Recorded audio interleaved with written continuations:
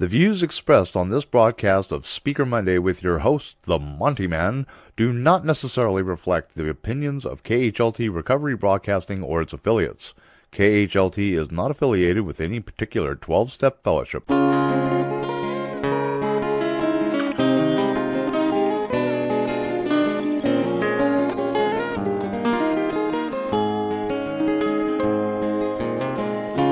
Just when you think you have all your ducks in a row, life takes a spin. It happens again and again. It seems to me that when I take my will and let you go, without the booze, I've been living, that's a fact, without the booze. I've been making my way back without the booze. I've been learning day by day to let it go and stay out of my own way.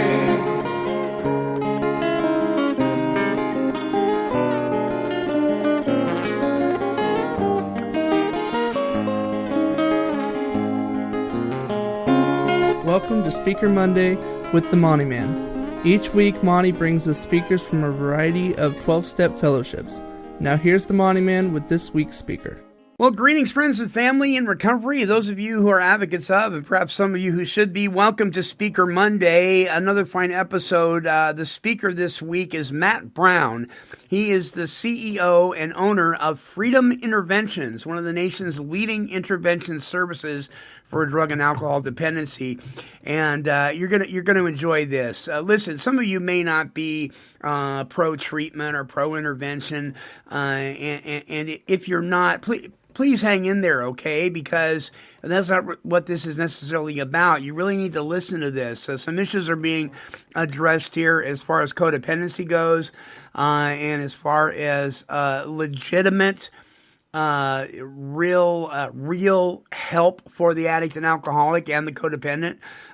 Some real good dialogue that took place. This is being held at the Recovery Life Workshop at Oak Creek Christian Center in Albany, Oregon, here this last Friday. Matt Brown was our guest speaker, and I think if you will give it a chance, you're going to really get some useful information out of this, and quite frankly, there's some real serious stuff here, but there's some real good humor involved as well. So here is Matt Brown, CEO of Freedom Intervention, speaking on the topic of intervention. 100% of addicts get an intervention.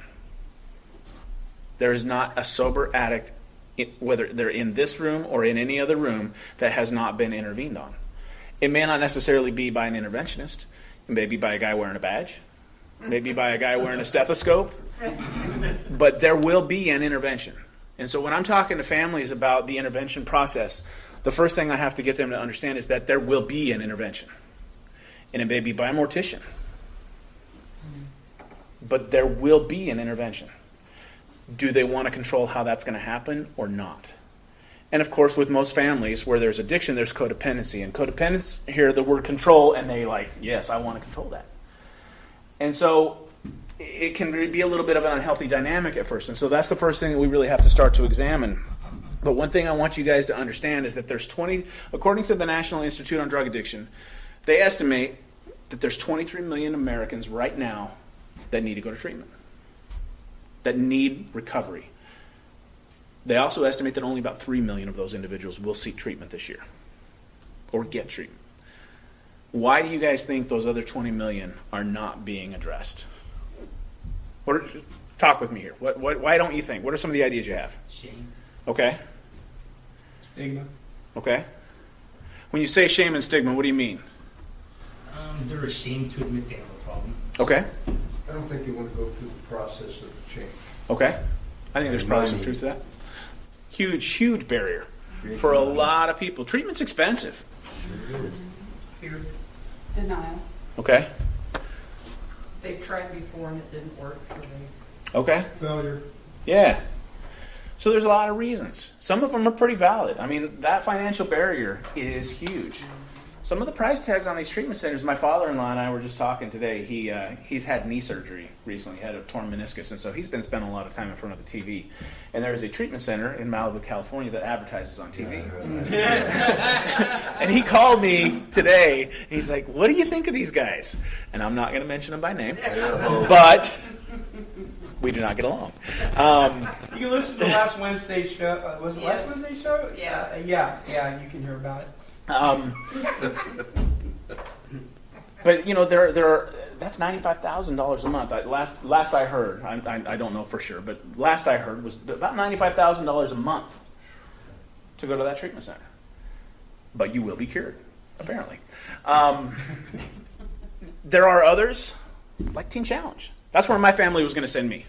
Had I chosen the other fork in the road and gone, they had a bed ready for me at Teen Challenge. There are other less expensive options out there. Salvation Army, 90-day program, completely free. But you better show up and you better do the work, or they will find someone to take that spot. Yeah. But you know what? When you're out of options, you're out of options. And part of what I do, every family that calls me may not need an intervention, may not be able to afford an intervention, may not be able to afford treatment. But I try to make the commitment to every family who calls me that if they want help and they're willing to do some legwork, we will find an option for them. So when you talk about 20 million people just in this year alone that aren't going to get the help that they need, we can only deal with what we can deal with. So let's look at what we can deal with. We talked about shame, we talked about the stigma, denial. That's a huge one. You were the one who said denial, right? Okay, sorry. I'll give you credit. All right. Denial goes both ways. To be honest with you, the first people that have to hit bottom are the people around the addict. If they don't see through their denial, that addict is never gonna. The way I try to explain it to families early on is I want you to think of addiction kind of like a fire. If you have something that's burning, let's just use this as an example. If I have something that's burning here, the best way to put that fire out is to take away the oxygen that's around the fire. Doesn't matter what's burning. Without oxygen, that fire cannot exist. Well, the same thing is true with addiction. Doesn't matter if it's booze, alcohol, drugs, gambling, sex, pornography, spending, food, whatever it is. It cannot exist without enabling. In the absence of enabling, addiction cannot survive. So when my family took away my enabling, the first thing I did is I went to the bar to find a new enabler. And she regretted it. She regretted it. I found a girl whose husband was in prison. She had a room open. And so I convinced her that I would be a good bet. I would be able to help her around the house. And, it turns out we ended up falling madly in love. It was one of those, we were meant to be together until her husband got out of prison. And then I was out the door. But I found a new enabler. And so in the absence of enabling, just like fire can't exist, addiction can't exist. And so the first thing we do when we're talking about intervention with families, I want to look at what's going on in the dynamic of the family. I want to be able to identify the enablers that we can control and who are willing to be influenced. And then we also have to consider those that may not necessarily be willing to be influenced. Harmful friends. Other people that we're in relationships with. Those are, we may not necessarily be able to predict how they're gonna react. But the people who come together to support, generally speaking, are willing to take a look at their own behavior. So that's the first thing that we've got to take a look at. I want to talk a little bit too about this, and I understand that Eve went over this last week with you guys, but I want to revisit it just to kind of understand what addiction is. Addiction is not a drug problem. It's not an alcohol problem. It is a drug and alcohol solution. We start out and we're feeling pain. There's some sense of emotional discomfort going on. Just like with me growing up, I was lonely. I didn't feel right. I didn't belong anywhere. And I felt that way until I used. And that use, the effect that it produced relieved my pain. And so what I got was a sense of ease and comfort. And that threw me into active using. And that lasted until I felt some remorse. So something happened that I felt remorseful for. I slept with somebody's wife. I robbed somebody. I did something that created some remorse in me. It went contrary to principles that I knew were true. You know, we talk in this program about principles before personalities. I firmly believe that when it talks about personalities, it's not talking about your personality. It's talking about my personality. When I feel conflict in my life, it's because my personality is not aligned with correct principles. It has nothing to do with you. I'm out of line with correct principles. And so I'll feel remorse. And of course, I get into this firm resolution to stop using until my pain gets too great that I start to use again because I don't have a solution to combat this pain yet.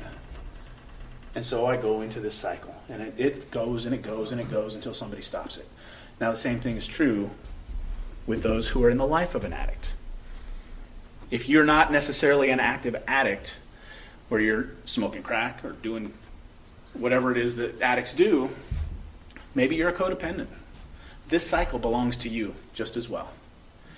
Your pain may not necessarily be, it might be. Actually, thinking about it, it could very well be the same type of pain that I experienced as an addict. But some people say that addicts are addicted to drugs and alcohol, and codependents are addicted to the addicts.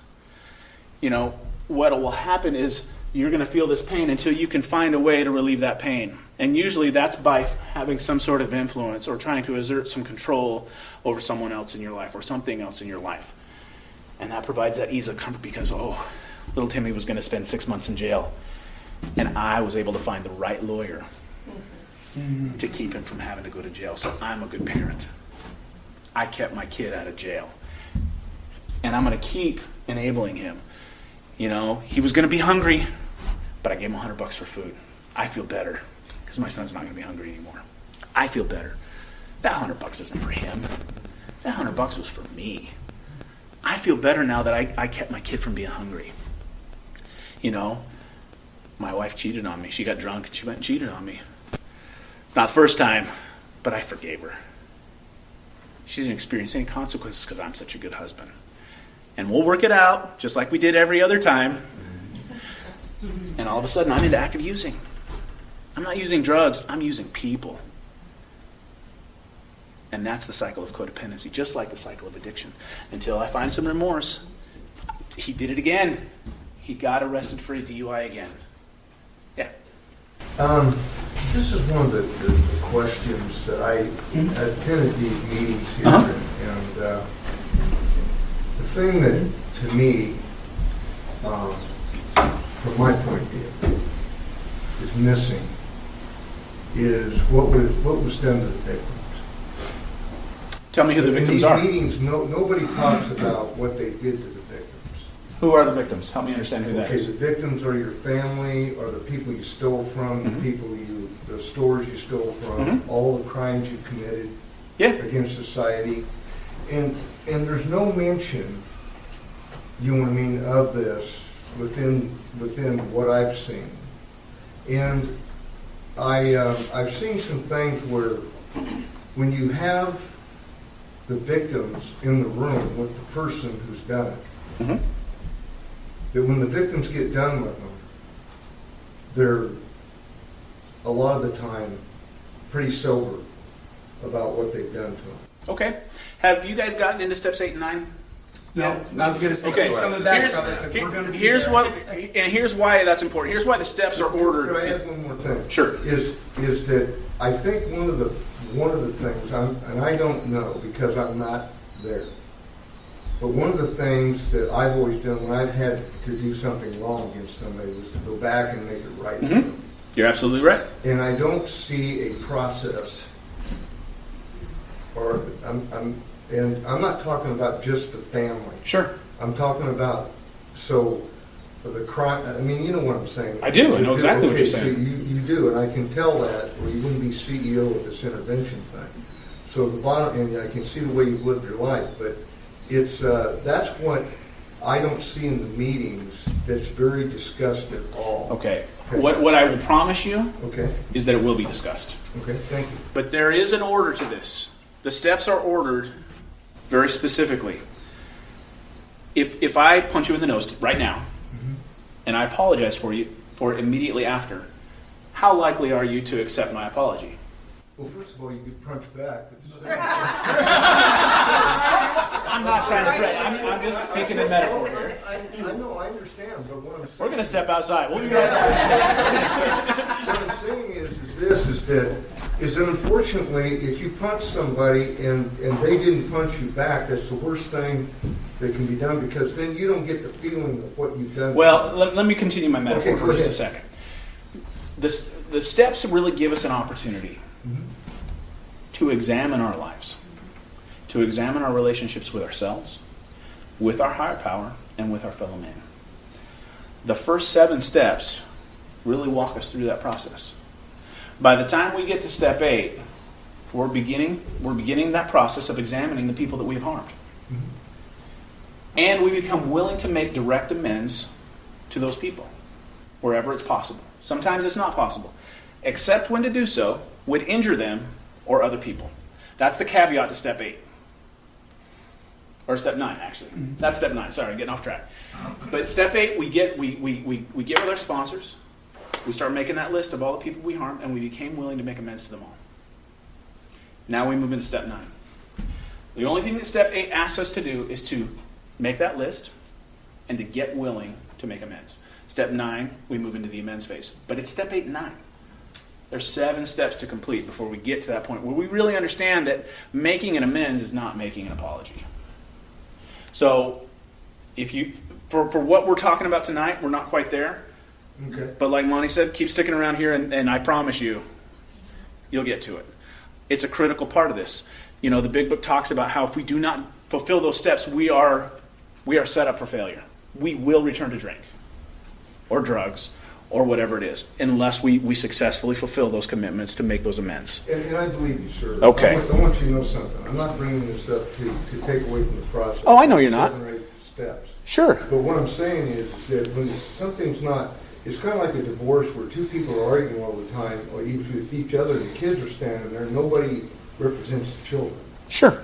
And I don't see in some of these processes anybody representing the victim. Well, and you will. And what you're probably going to learn through the process, too, is that the addict is just as much a victim as the people around him. Say that again. That the addict, it's himself or herself, is just as much a victim as the people around them.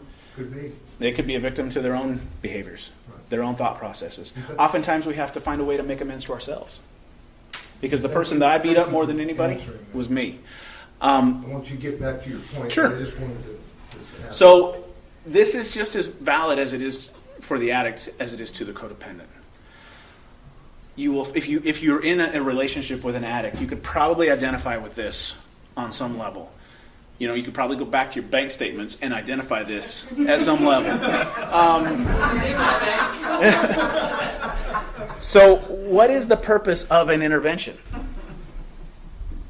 What's the purpose of an intervention? You know, imagine you're in the room.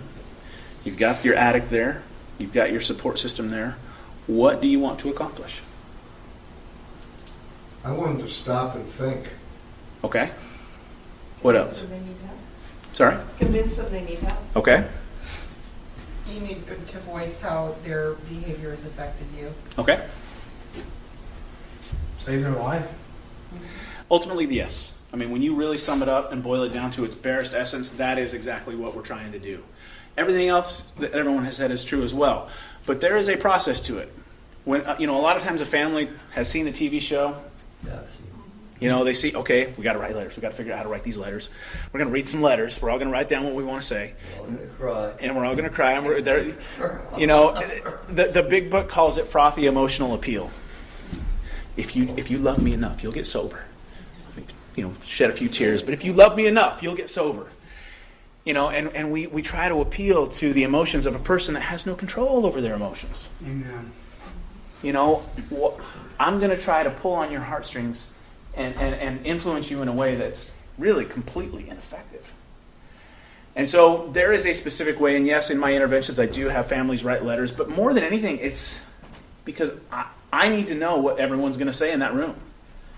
When I do an intervention, I do most of the talking. Because if you're the addict in the room, you've heard 100 times what Monty has said. You've learned to turn down the volume when Monty talks. When Monty talks, it's painful. I mean, it is. If you've heard what he's about to say for the 100th time, turn that volume right down, because I do not want to. Yeah, I should actually be looking at you because you have more experience. But they've heard it all, and they usually hear it on a one-on-one basis. Because if I'm your brother and I'm coming to you again, I'm probably coming by myself, and you've learned how to manipulate me. And you've got your other brother over here, and you've learned how to manipulate him in a different way. You've got your sisters in the back row there, and then you learn how to manipulate them. And each one of us is trying in a very fragmented way to come and bear some influence in your life. And you're telling me one thing, and you're telling them another, and you're telling him something completely different, all in an effort to try to just maintain the status quo. Because if I could just get them to stop, I can keep doing what I'm doing. Because change is scary. Change is hard. And so the purpose of an intervention, just to get back to that, before we ever sit down and do an intervention, we have a plan. What do we want the outcome to be? And yes, we want them to stop and think. And yes, we want them to do everything else that you guys just said, but beyond that, there has to be a call to action. An intervention is a call to action. I have a plan. When that person says, yes, I'm willing to make a change, we have plane tickets booked if they're going to a treatment center out of town. We have a plan, and as soon as they say yes, we're moving as quickly as we can, because I do not want them changing their mind. Because the mind of an addict will tell them, oh, wait a minute, I'll do this, but I'll do it next week. I'm not doing it today. And so we try to remove all those obstacles. I do want to talk a little bit, too, about, because I think it's an important thing to consider about the intervention process. We're going to talk a little bit more about what the intervention process is, but why treatment? Why not just have them go to AA or NA or CA? Why not have them come here? Why should people consider treatment? And I'm not here to promote treatment centers, but I'm here to talk about the idea of what treatment is. Why do you guys think that treatment is, whether it's inpatient, outpatient, whatever, why do you think there are so many of them? There's a need. Well, there's a need, yeah. It works. I mean, it really does. And I'm not necessarily, like I said, I'm not here to promote treatment centers. But giving someone the opportunity to unplug from their lives, step away from the things that, I hate to use the word triggers. I mean, I hate that word but to really just unplug from life.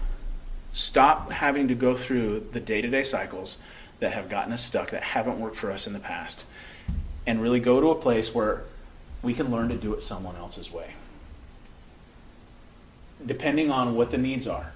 Because when Monty got sober, while I'm sure we could find some common ground in our stories, his circumstances, I'm sure, were very different from mine. And if I tried hard enough, I could try to tell you that I'm not an alcoholic, because I'm not like that guy. And I'm not like this guy. And so I could, but if you pull me out of that, if you shift the paradigm that I'm in, and really get me to look at something a different way, and help me to understand why my way didn't work for me, and show me any way to do it in a safe environment where you can keep me from going home at night and getting drunk, where you can detox me in a safe environment and provide a way for me to learn new behaviors and new thought processes, and come to I think, I say this all the time, if treatment centers can do two things, they're a solid treatment center in my mind. If they can make a good member of a recovery community, like AA or NA, if they can create someone who's going to become a lifelong member of one of those organizations and provide a place for someone to come and have a spiritual experience, you've got someone started on the road to recovery. There's more to it than that, and that's really simplifying things quite a bit.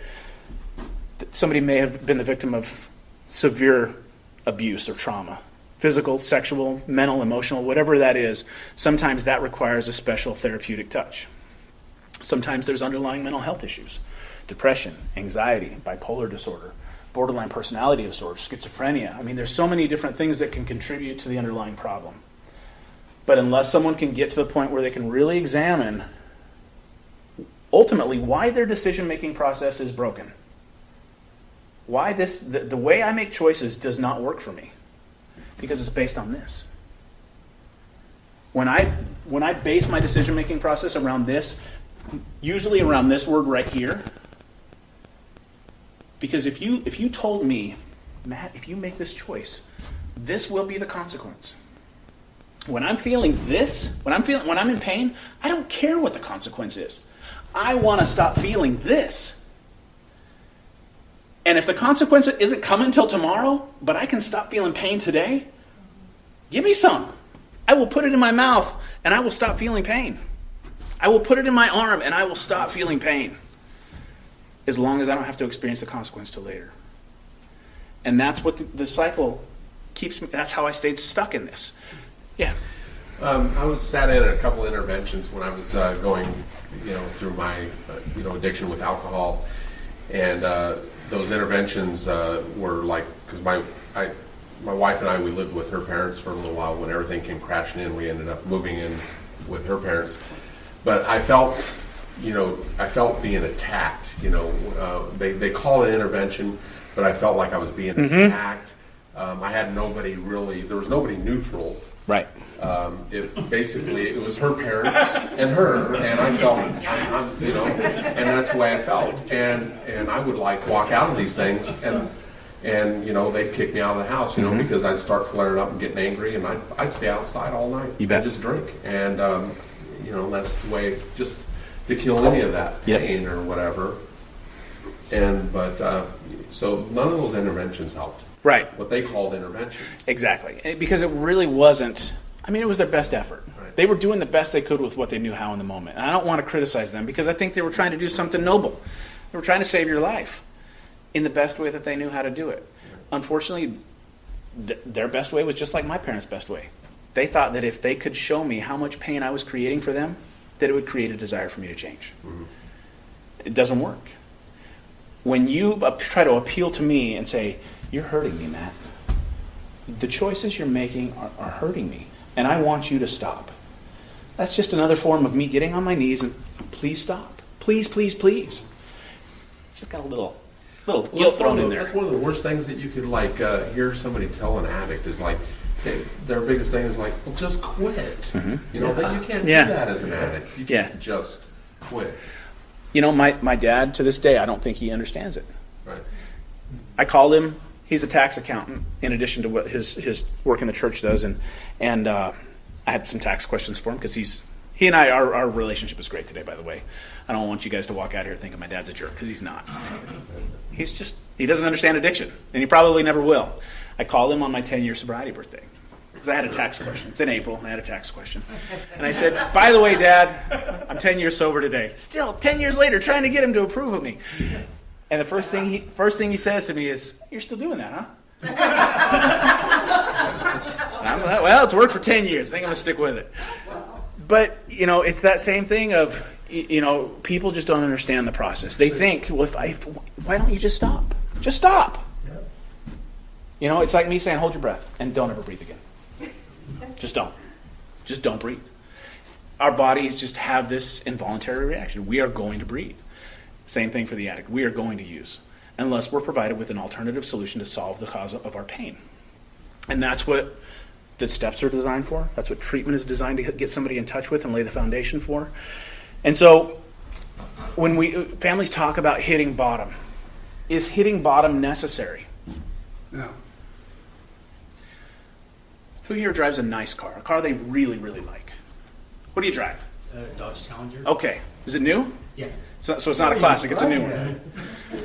What would you do? What would you do if you felt like it was running a little bit rough? Would you wait till it broke down all the way and just completely stop running? No, I had some scratches on it. We went and got it fixed right away. Okay. But yet some people will take the possessions, or I shouldn't say possessions, the people that are the most valuable to them, and they'll wait until they are completely broken down before they'll do anything. Because there's this myth that if they don't hit bottom, they're not going to get well. I mean, things that are possessions that are valuable to us, get a couple of scratches on them, We're freaking out. I got to get this fixed. But yet the people that are struggling and suffering needlessly go through pain, and the people around them, you as a family member, go through needless pain. So the purpose of an intervention is to provide a bottom. It's to create a bottom or show someone the bottom before they actually have to reach it. And so what will happen, and just to kind of walk you guys through what happens during a typical intervention, we'll go through different intervention models because this isn't the only way to do an intervention. But one of the things that I have families prepared to do is the first thing I want them to do when they're writing this letter, there's 3 paragraphs to this letter. It's always very short. I don't want them to go on for minutes because you're going to lose the attention of the person that you're trying to intervene on. But the first paragraph of this letter is usually an expression of love. I want you, if you're intervening on me, I want you to tell me why I'm important to you. Why you feel I'm worth you showing up and interrupting your life to come and talk to me about this.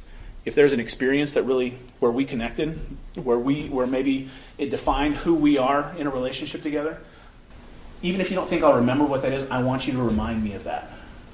Because I may have forgotten who I am to you. I may have forgotten my value, my worth to you. And so I want to set the stage with them understanding we are here because you are worthy and you are loved. And this is not about shaming you. This is not about providing an experience where you feel guilty. All of that's out of the way, and we are here with nothing just but love and concern. And so that sets the stage. That sets the tone. We get rid of all that judgmental. We get rid of all the shame. We get rid of all the guilt. And we move into the second paragraph of the letter, where we start to talk about the truth. Because we're going to talk about this in a way that we've never talked about it before. We're not going to be afraid. Because that's the addict's, the addiction. I shouldn't say the addict, because we're really dealing with the addiction, not the addict.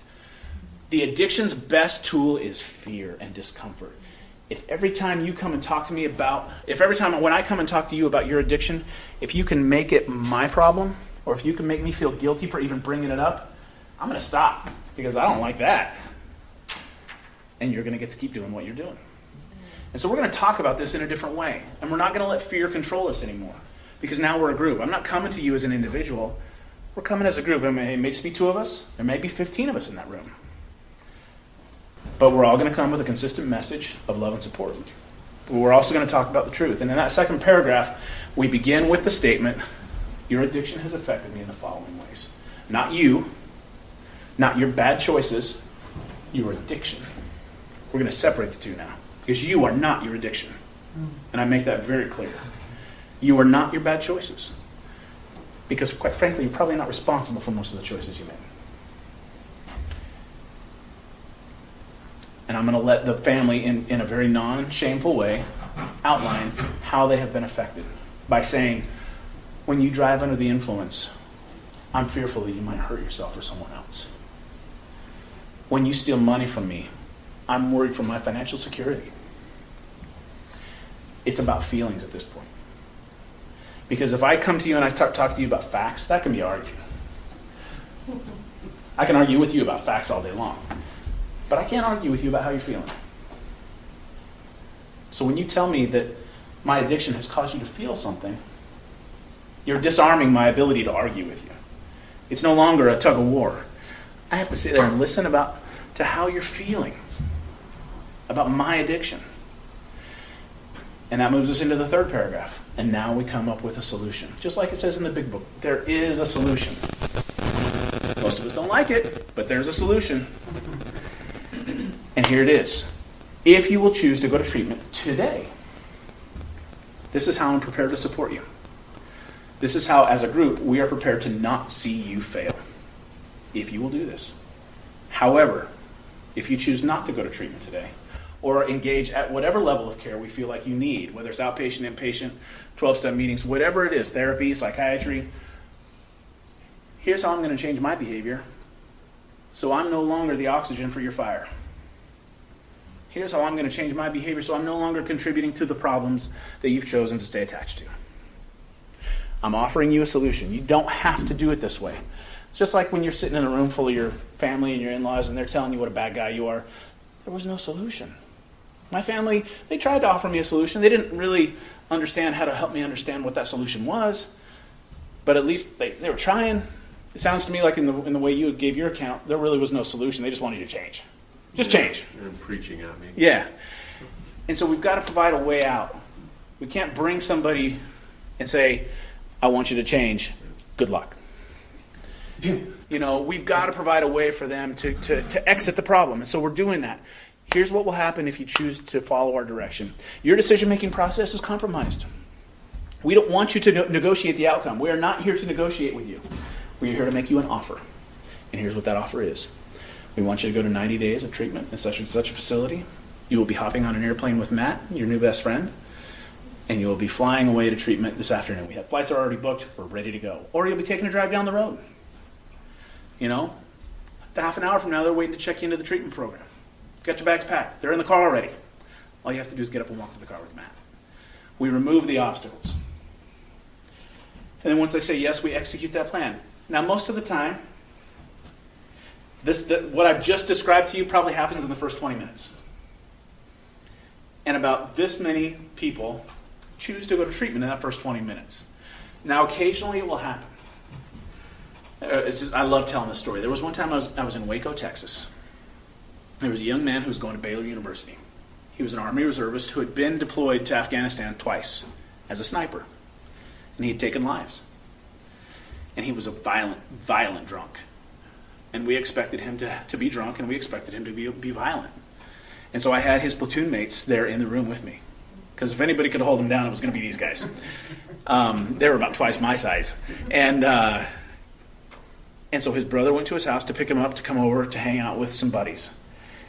And lo and behold, it's an intervention. He walks in the room. He sees his mom sitting over there. He sees his two brothers, and he sees the rest of his platoon sitting right there. He hits his knees and just begins to weep. Mm-hmm. And he said, God came to me last night and told me help was on the way. Where am I going? And at that point, there wasn't a dry eye in the room. But it was just like, you never know who is being prepared and in what way to have this experience. God just paves the way sometimes. Sometimes he makes us work for it. And so very few people in those first few moments of the intervention are prepared to follow direction because they think they have options. I mean, how many of you guys who are in recovery kept using because you didn't think you had to quit? You had options. You had people that were going to continue to enable you. I don't have to quit. My mom and dad are going to keep writing checks. And when that stops, they're going to give me a place to stay. I'll get my old room back. Mom will do my laundry. She'll cook my food. Everything's going to be okay. Until it wasn't. Until I was out of options. And so when we can properly convince them that the enabling is gone, to the best of our ability, we are removing the enabling. They're left with a choice. Continue to live life the way they've decided to live it, or live it a different way. And we usually ask them to make that choice in a pretty short amount of time. Because, like I said, the mind of an addict is our worst enemy. We can talk ourselves out of a good thing really, really easily. And so with the room there full of people who love them, who've not judged them once to the best of their ability, and provided them with a loving, compassionate experience, about 85 to 90% of the time, we're going to treatment. And it's just a wonderful, wonderful thing. One of my favorite things about my job, whether I'm in the car with them or whether I'm on a plane with them, is seeing them fall asleep. I love that. Because the fight's over. I get to see them. I'm sitting there next to them on the plane, and some of them fall on my shoulder, some of them snore, some of them drool. It's awesome. Because I just get to see that fight go out of them. It's over. I don't have to fight anymore. I might fight tomorrow, but I'm done fighting for today. And it's just a really, really cool thing. The next struggle at that point, because when I get that person into treatment, my job's not over. I'm going to be working with that family for at least 6 months after that. Because I can have you go to treatment, and I can have you go have a wonderful spiritual experience. You can work the steps, you can have a spiritual awakening, and then you get to come back home to those people that sat you in the room and told you that you needed to change. And they've not progressed. Mm-hmm. And so it's a systemic issue. The family has to progress. So if I send you to treatment and you have a great experience, but I haven't helped your family to engage in recovery for themselves, there's a really good chance you're going to come back home and learn to enable them, or to get them to enable you again. And your mind will tell you that it's okay because I went to treatment and I'm not drinking. But maybe I'll borrow some money from my parents again because I really don't have to work. And maybe I'll lie to them about when I'm going to pay it back. And the little things start again. And the details come back. And all of a sudden, we're right back into the cycle. We may not have necessarily begun to experience this yet, but it's not far behind. Because maybe we'll experience some remorse about something else. And it leads to this, and it leads to that. And it just, we can get into the cycle at any point. It doesn't always start here. So that's one model of intervention. It's called the Johnson model of intervention. Vernon Johnson was a guy, he was an Episcopal preacher back in the 1960s, I think. I got the actual dates here. Hang on. Yeah, 1960s. He started what's called the Johnson Institute up in Minnesota. And he actually had therapists from all over the country come and train with him to do interventions. And it was very, very confrontational. Johnson model interventions today don't look like they did back then. But I love this quote. He wrote a book in 1973 called I'll Quit Tomorrow. He said, "It is a myth that alcoholics have some spontaneous insight and then seek treatment. Victims of this disease do not submit to treatment out of spontaneous insight. Typically, in our experience, they come to their recognition scenes through a buildup of crises that crash through their almost impenetrable defense systems. They are forced to seek help, and when they don't, they perish miserably." And then, like Monty said, on my website I have a quote, and I'm going to look that up here real quick. Nora Volkov, who's the director of the National Institute on Drug Addiction, who I normally would not quote because they're not real spiritual friendly. And I do believe that addiction is a medical disease with a spiritual solution. Here's what she says. "Treatment does not need to be voluntary to be effective. Sanctions or enticements from the family, employment settings, and or the criminal justice system can significantly increase the treatment entry, retention rates, and ultimate success of drug treatment interventions." They've done a lot of studies on how people get into recovery. Some people hit that bottom and have that awakening, that moment of clarity, and say, okay, you know what, I need to do something different. Some people get sent by a judge to their first AA meeting. Some people have something tragic happen to them, and that motivates them. The act of God, if you will. As they look at outcome studies of people going into treatment and how they got there versus how people leave treatment, what they're finding is it doesn't matter how people get to treatment. What matters is what happens while they're in treatment. If they can have the right experience in treatment, because most addicts don't hit bottom before they get sober. Most addicts hit bottom after they already get sober, like I did. 3 months into my sobriety, I'm miserable. And I'm either going to drink or I'm going to kill myself, or I'm going to find God. And I found God. And it saved my life. But it doesn't matter how it got there. What matters is what happens once I was there. And that's what they're finding with treatment, whether it's in 12-step, in an inpatient setting, in an outpatient setting. I mean, there are certain statistical things that really do play to the success rates of treatment centers. Length of stay, clinical training of the staff. I mean, there's a lot of things that contribute.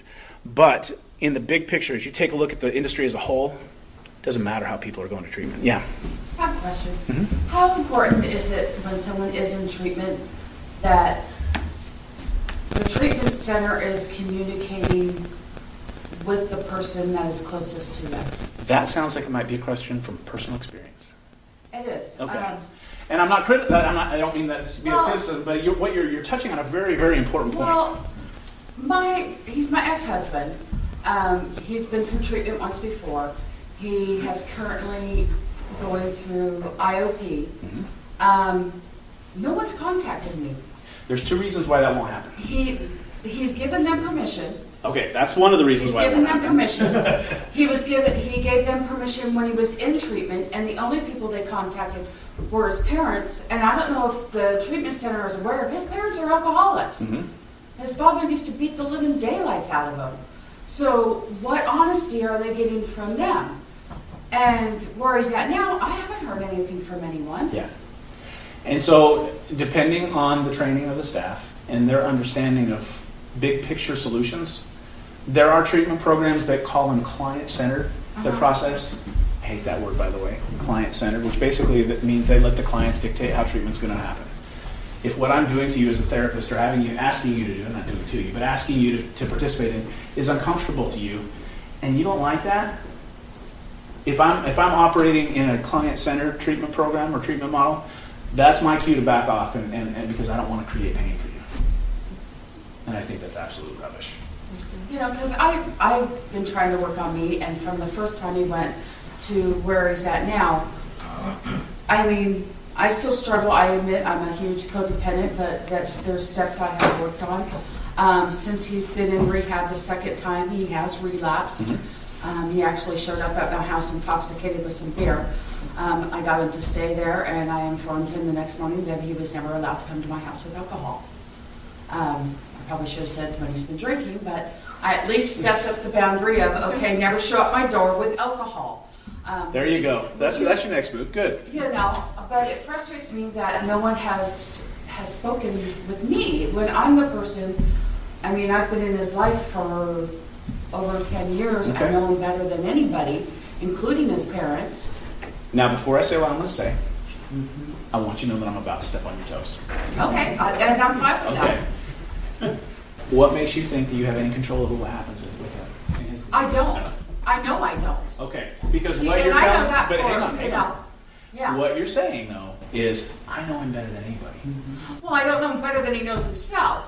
But I mean, But just listen for a second. Try to just sit with this. Okay?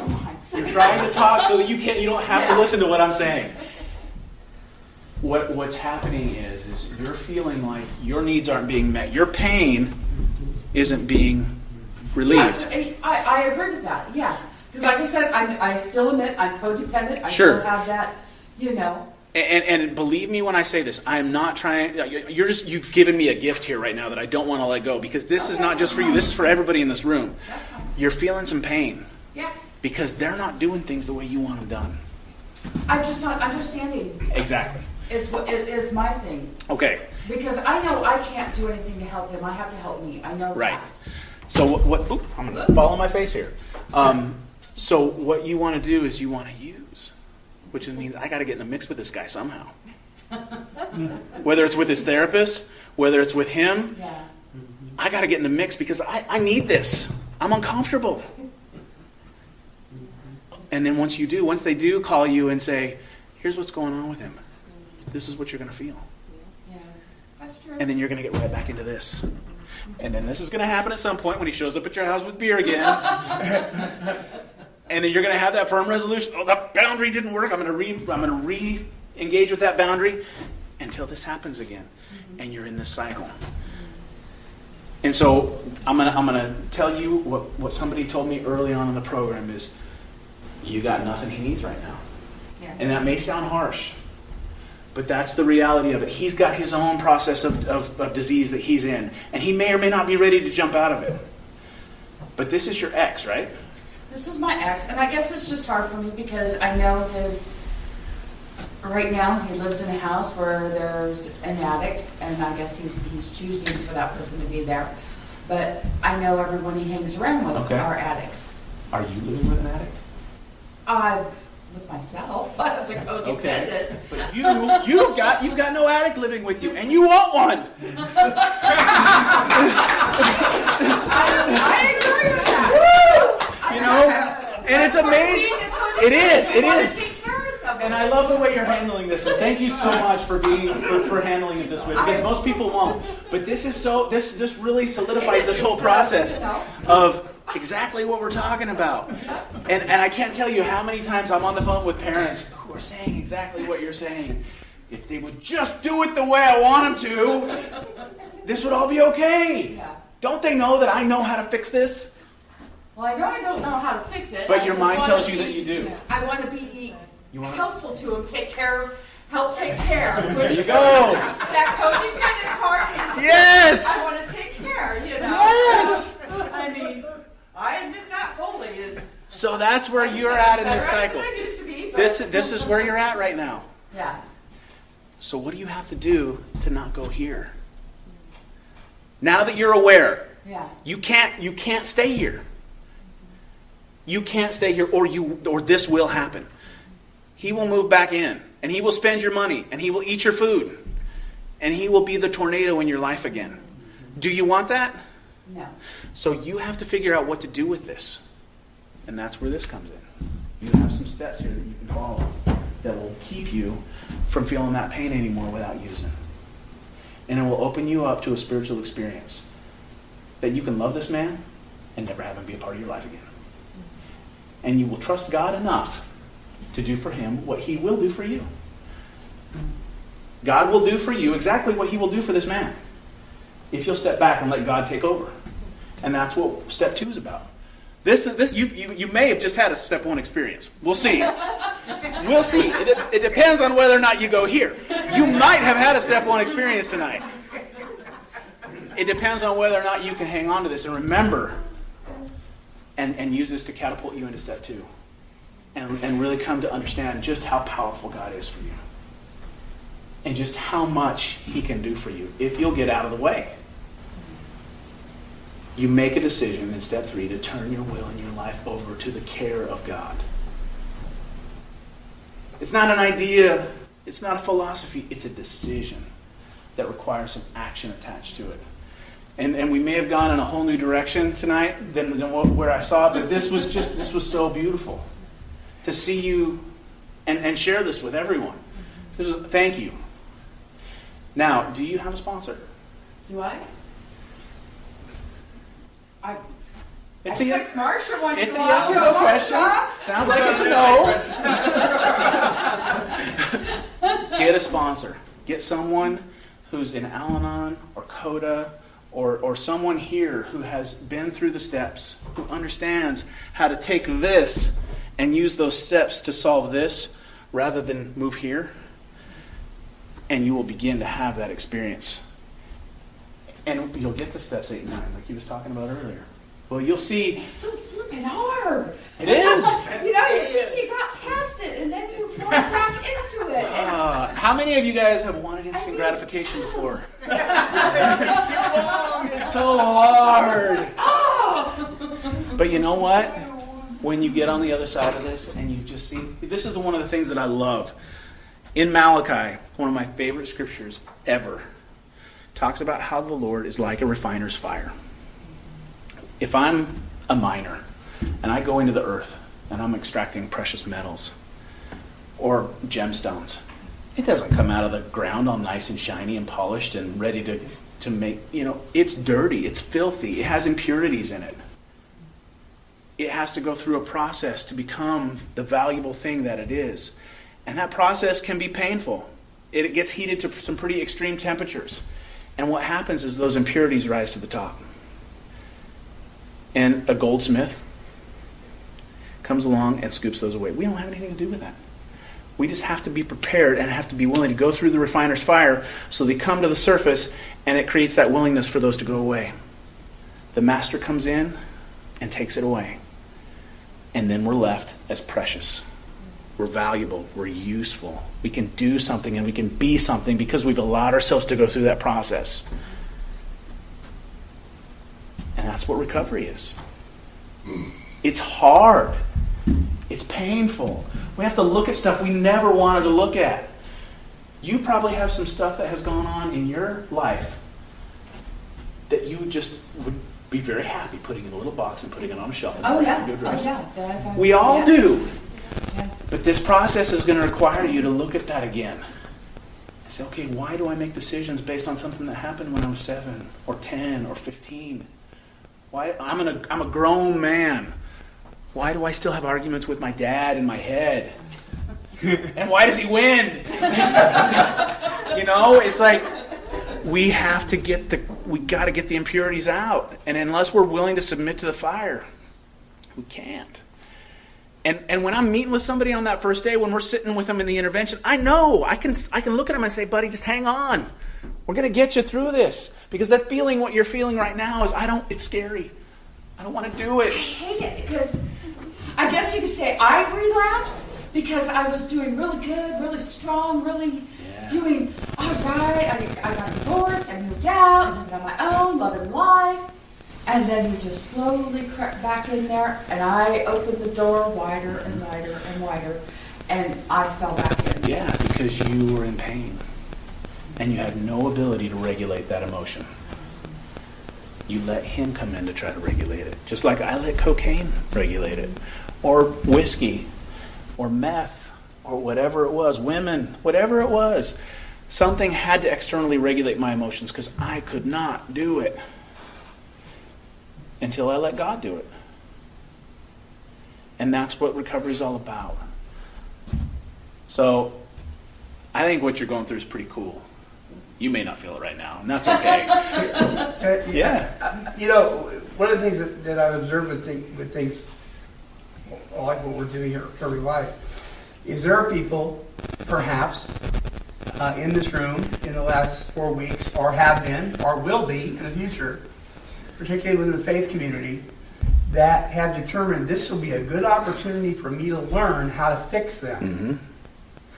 And then what they find, if they're honest, open, and willing, is that this is about fixing them.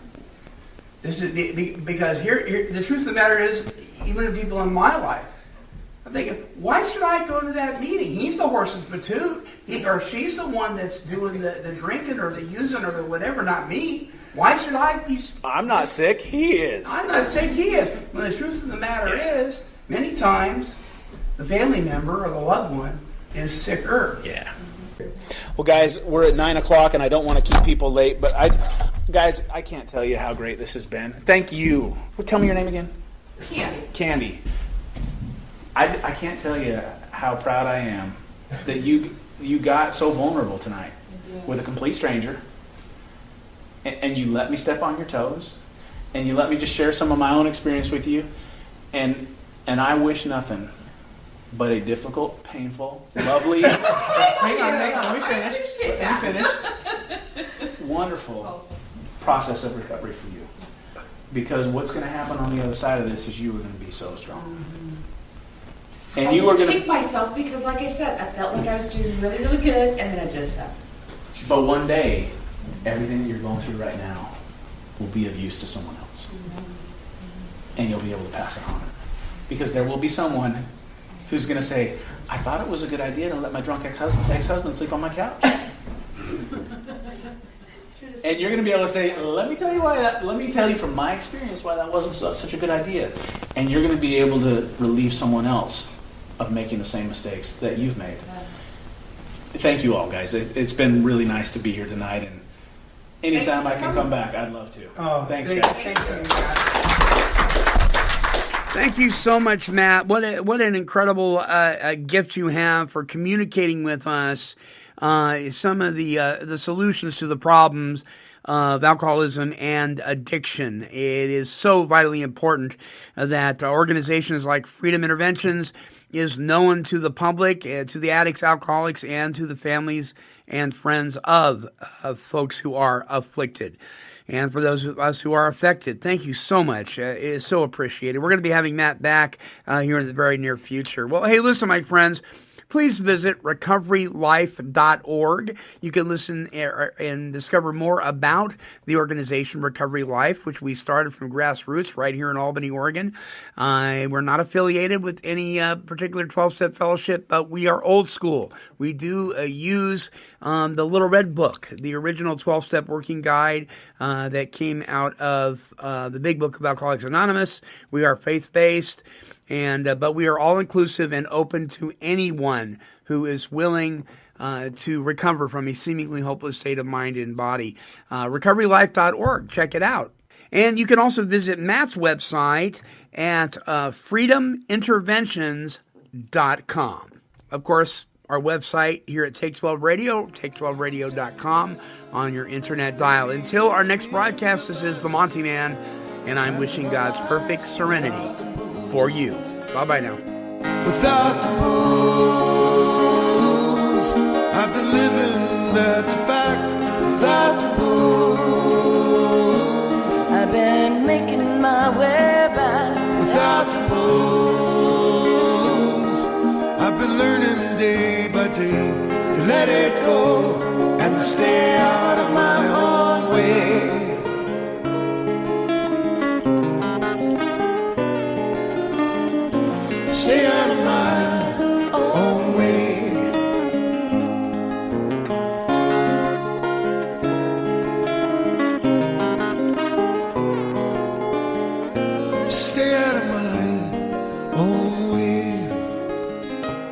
This has been a broadcast of KHLT Recovery Broadcasting.